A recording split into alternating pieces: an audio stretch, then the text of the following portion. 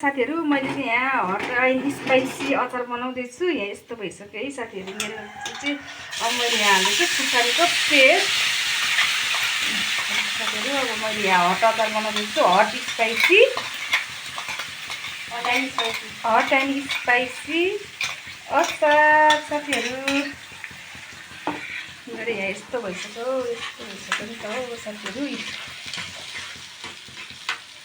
यस्तो हुँदैछ, यो पाक्नुपर्छ साथीहरू। यसलाई 2-3 मिनट मजाले पकाएर तेल जति बाहिर हुनुपर्छ, यो जम्मै पाकेर हुनुपर्छ।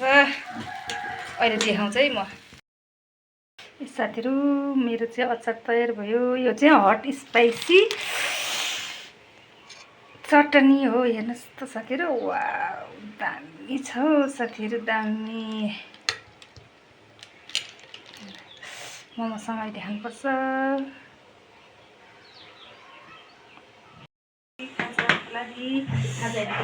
खाना खाजा प्लस त्यही हो। यो चाहिँ भिन्दै चट्नी है साथीहरू। यो चाहिँ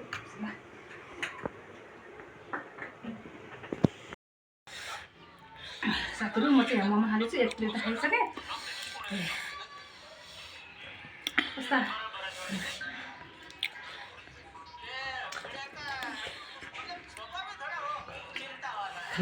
फोकस कता कति प्लेट छ? एक प्लेट त होला है, बेलुका खानुपर्छ।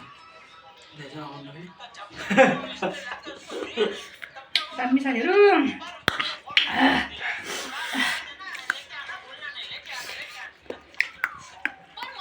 चिनी हाल्नु पर्यो।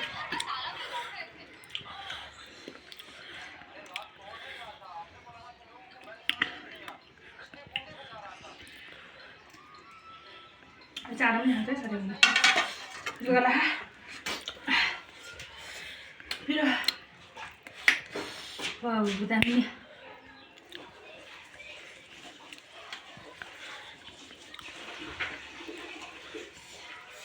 तर धेरै पिरो भयो भने कस्तो रिङ आउँछ है। वाह वाह।